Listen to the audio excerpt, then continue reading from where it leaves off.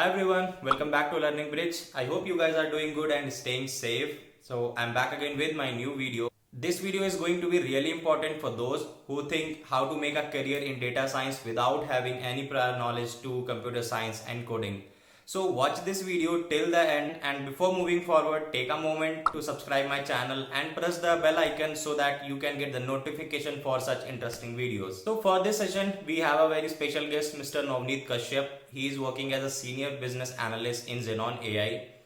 In this session, he has discussed about his journey of passing out from IIT Kanpur in civil engineering and pursuing career in data science, different career options, how did he develop the data science skills, some real world use cases he has worked upon, required skill sets to become a data scientist, how to crack data science interviews, and how can someone move into data science role without having any prior knowledge to.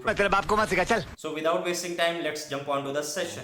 Hi Novnit, welcome on my channel. And first of all, thank you very much for taking your time out for this session. And I really wanted this session to happen with you on analytics because I know you since very long time, and I have seen how you have turned your career into this data science consulting.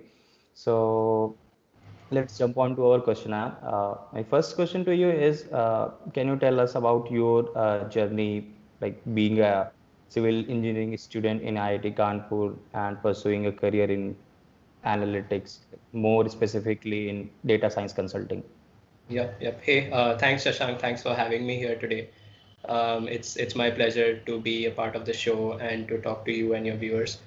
It's a good question. I get asked this question quite often. So let me first start with an outline of what all options were available to me after graduation. So the first option was to go for what we say a core job. So what that means is maybe you join a construction company or any other associated industry. And the second option was to go for higher education. So that could be in the form of an MS or a PhD. And the third option was to go for like a non-core job. So directly associated to your major, but a lot of the learnings that happen in your undergraduate or graduate days, and in general, the problem solving aptitude that you develop. So that gets used. So these were the three options, and it was really a difficult call for me to make. So what I decided was that let me get a few years of experience under my belt in the non-core sector and see how things go from there. So coming to how I got interested in data science. So in my college days, very frankly, I was not aware of what data science is. What I was exposed to, however, were like data analysis. So there were few courses in civil engineering where I got to perform statistical analysis on actual data and draw some meaningful insights out of it. So that gave me a good sense of what data is, how do you analyze data, and how do you find something useful and meaningful out of just numbers. So that got me really interested. And then in my master's program, I did a course on which was called Introduction to AI. And that was how I learned about neural networks. I learned about genetic algorithm. And I mean, more importantly, there was also a project that I worked on. So as a part of the course where I got to implement some of the things I learned. So that was pretty cool. I really liked that course. And thirdly, like even in my master's thesis, so I've done my bachelor's and master's in civil engineering. So even in my master's program, while working on my thesis, I extensively worked on analyzing data. So there I was looking at data of water utilities and trying to see what parameters are important and how do you rate a particular utility. So a lot of data analysis was involved there as well. So that overall, I really enjoyed working with numbers and analyzing them and drawing insights from it. So that's how I got interested. So coming to the job, like why I chose a career in this. So very frankly, like what I was looking for was like something in consulting. So even when I was preparing for my placements, I was preparing for like consulting positions. And luckily what happened is I got placed at Opera Solutions as an analytics specialist, which was a very good mix of data science and consulting. And I was very excited about the possibility of exploring data science consulting as a career option. So let's move on to our next question. what fascinates you about your work, and how did you develop these skills?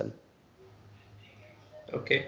So actually, I'll tell you what I like as a person. So I really like solving puzzles. I mean, I've always liked it.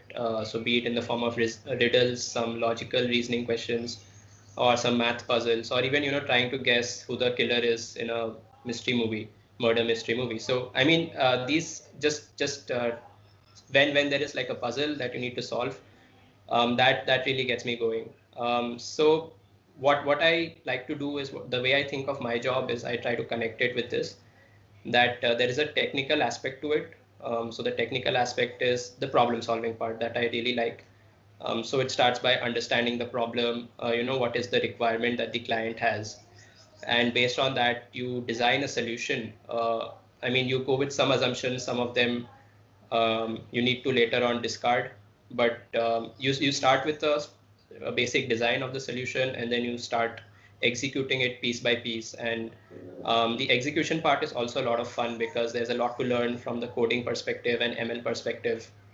So it's all about how much hands-on experience you get, how you learn from your own experience, how you learn from the experiences of your peers and seniors. So all in all, the technical aspect of my job is very, very exciting. The other part to it, which I also like, is the storytelling part. So it's not just enough to solve a problem, write some code and get the job done. You need to Yeah. convey what you have achieved. You need to convey your findings to the clients, to other stakeholders, and many a times they may not come from a strong technical background. So you need to simplify it and present it to them. So that's also very exciting, that how do you tell a story of, I mean, through the work you have done, story about what you have found and how it's important to the clients. So that's in the form of making presentations to the client.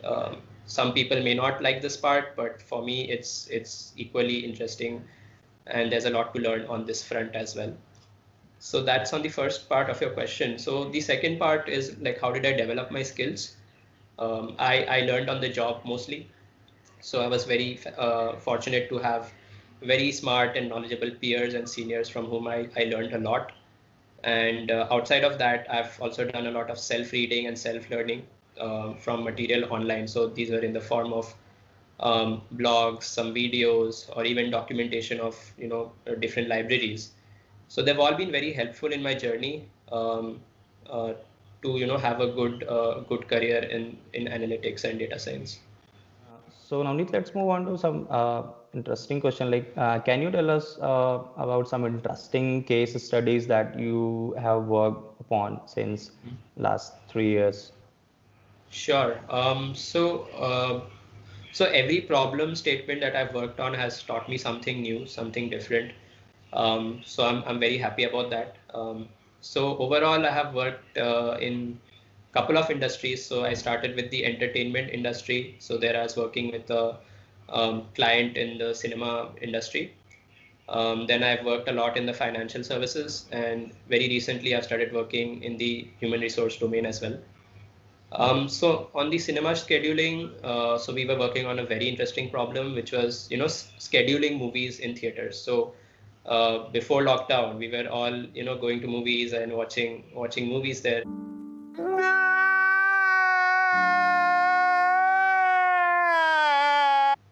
So there is somebody who is setting up, deciding when a particular movie needs to be played, at what time, at what screen. So, and it's a highly manual job where there are people who are actually taking these decisions. So this client came to us and they wanted an automated data-driven solution that gives them, profit optimized schedules. So that was a very interesting problem that I got to work on.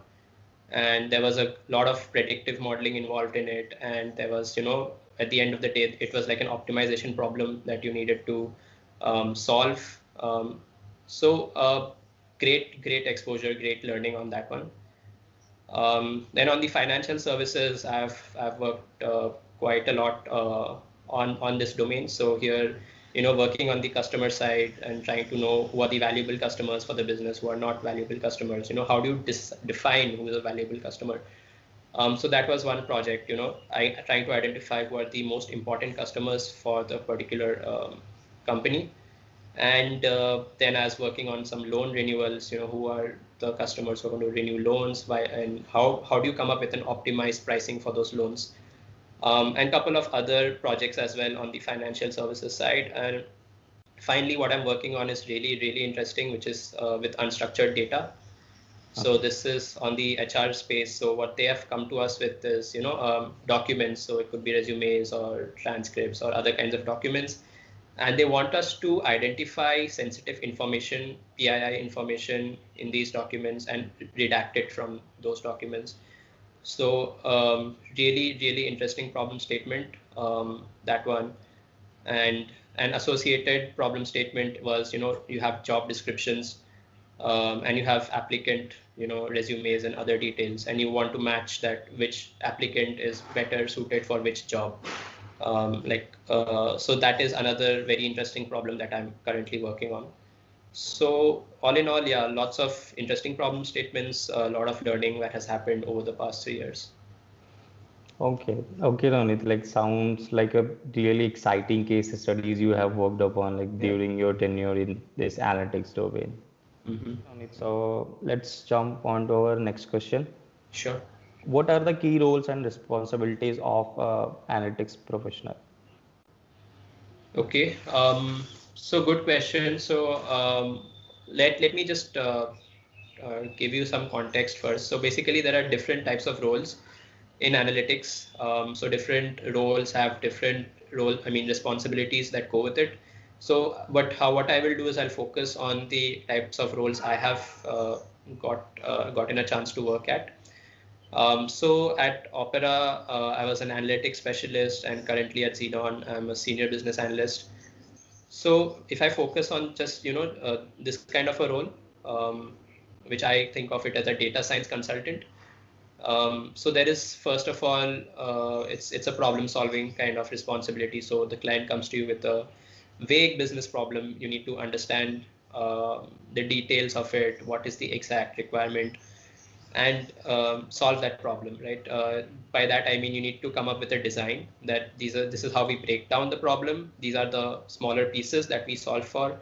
This is how we put them together, and finally address the bigger issue that you have at hand.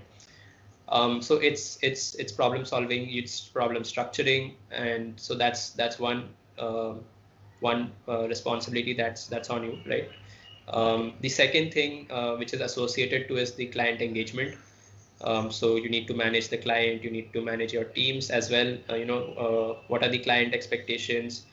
What are the client requirements? You need to have a good sense of that by engaging with them, learning from them, and at the same time communicating how things are, how difficult they are, how trivial some task is, how non-trivial some task is. So you need to become a channel for communication between your team and the client. Then thirdly, once you have a design, once you understand what the client needs, then you need to start executing it. And that is where, you need to sometimes work with a lot of different teams. So maybe with the business team, maybe with data engineers, maybe with software engineers. So a lot of times, a solution has multiple components that need the involvement of different teams. So you need to coordinate that. You need to, just become a bridge between different key players in this whole project. Okay. And finally, it comes to execution, getting the job done. So you need to write code yourself. You need to, make sure that other team members, your juniors, are writing correct code. They're not making errors. If they're making errors, you need to fix those. Have some processes in place so that the execution is smooth. And once you have developed the solution, then you discuss with the client that this is what we see, this is how we want to implement it. And if they're happy, then you go ahead with the final delivery. So that is, deployment on the client side. So you're engaged, end to end, starting with what is the initial problem, how to break it down, to the final delivery of the solution. So that is how I think about the responsibilities of the roles I have been working on. Okay, Ronit, it sounds like overall it is a combination of client-facing doing some technical part as well, and communicating with different teams. Exactly. Right. Like, what are the basic skill sets a person should have to pursue a career in analytics domain? Okay. A very interesting question. Again, like a lot of people come to me with this question that what should they learn, what should they know to have a career in analytics? And the way I think of it is like there are 3, 4 aspects to it.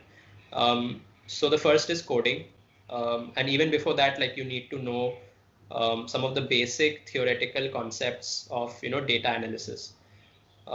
So these could be in the form of, what is a join, what is a left join, right join, inner outer join, what are group bys, concatenation, filtering, sorting, some basic operations that you need to apply on your data sets. Okay. So you need to have the theoretical knowledge, which you can get by learning online as well. So that is one. And once you know what you need to do, then there's a coding aspect to it. I mean, how do you actually implement these logics through code? So here, like there are querying languages where you need to fetch the data from databases. So this, I mean, SQL is a very good example of that, a very commonly used example. And if you have, big data setups, then you need to use something like Hive, or maybe a PySpark connection, and work with big data.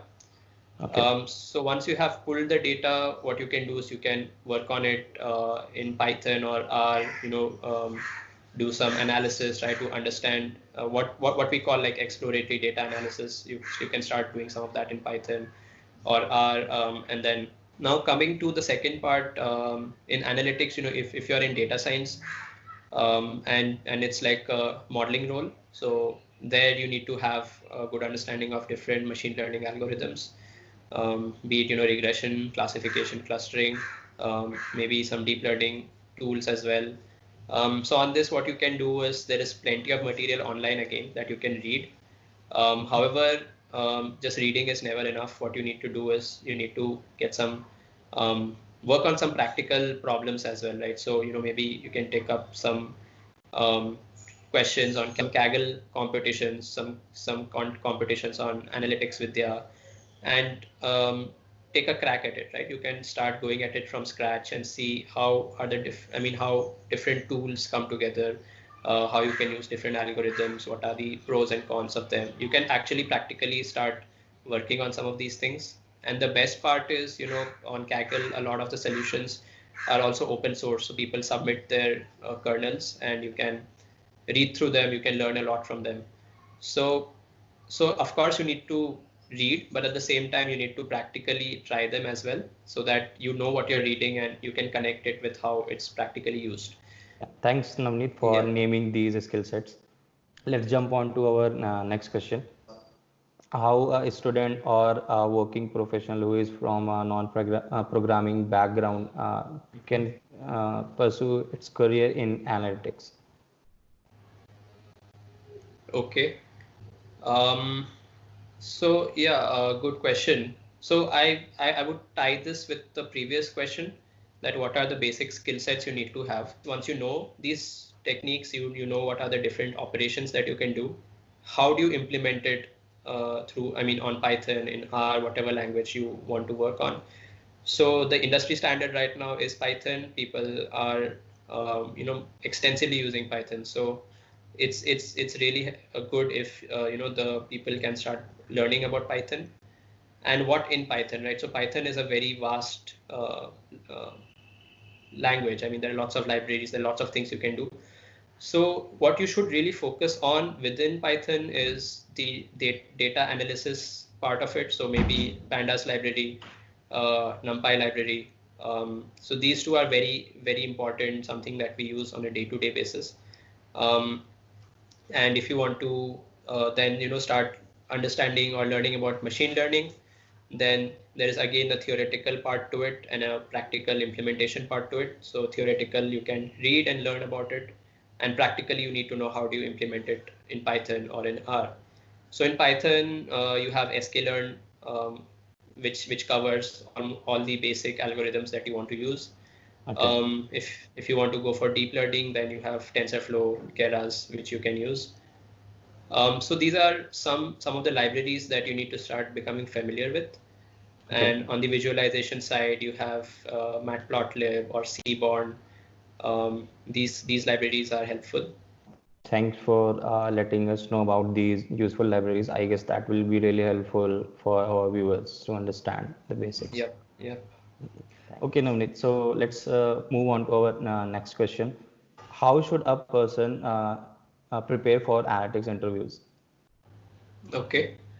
Um, so that's a good question. I've been taking interviews. I've taken several interviews over the past 1.5 years. So I'll tell you what I expect as an interviewer, what I expect Okay. to see, right? So the way I think of it is like there are three kinds of candidates. So one is a fresher. So a fresher is, just out of college without exposure to analytics problems, or they probably haven't done a lot of coding, or they don't know about machine learning. That's fine, right? So there are roles for freshers, and what you need to know or what you need to demonstrate is that basically you can solve problems. Okay, Okay. so you need to demonstrate your problem solving aptitude. So you need to practice case studies, you need to practice guesstimates, you need to solve puzzles. So these are the metrics on which you will be judged, that whether you can solve a puzzle, how do you approach a problem, can you break down a complex problem. So this is the key or the core of what the interview will look like. Coming to people who are experienced but not in analytics, so let's say they were working in some other domain, let's say software domain, and they want to move into analytics. um, I would say some of these things apply to them as well, like basic Okay. problem solving aptitude should be there, problem structuring aptitude should be there. But what will be sort of another expectation is coding, that you should at least be familiar with coding concepts, simple things Okay. like um, functions, for loops, very basic things. If you know some data manipulation operations like joins, group bys, even better. If you've worked on SQL, even better. So coding, I think, starts becoming an expectation. Machine learning, maybe not so much, Yeah. because for machine learning, you actually need to have experience in this field to um, uh, get some knowledge or some understanding of the different algos or implementations of these algos. But coding, Okay. I will say, becomes an expectation. Um, and third category is experienced in analytics. So that is where, it's like you need to code, not only coding, but even ML starts becoming like an expectation, depending on the role. If it's a data science role, then yes.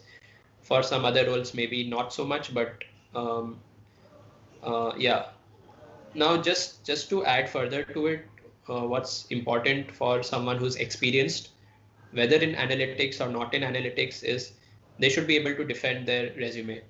Yeah. Okay, so they may Exactly. have done some projects, um, and they need to know it end to end. Even someone who's in software, someone who's interviewing there for an analytics position would want to know how diligently they have done the work. Do they actually understand the business objective?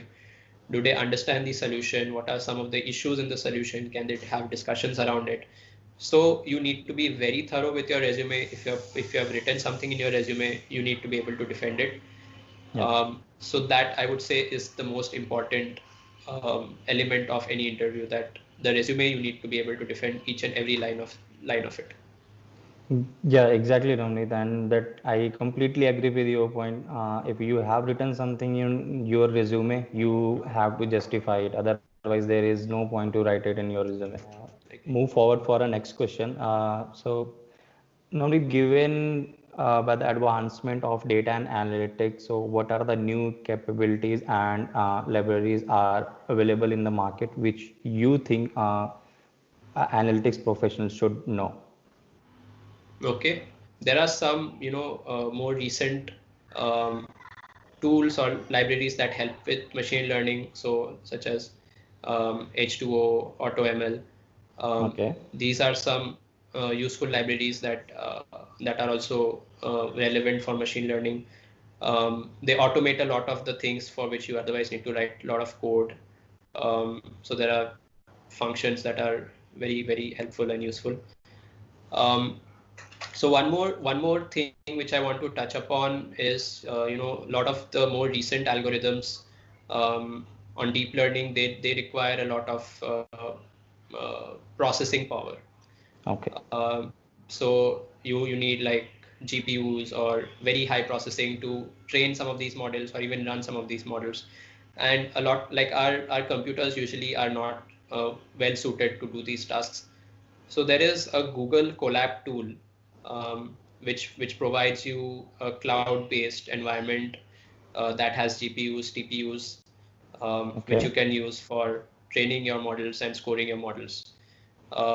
So that's very helpful. A lot of the problems on NLP image that require deep neural networks, you need to use some tool that has high processing to actually do some of these tasks.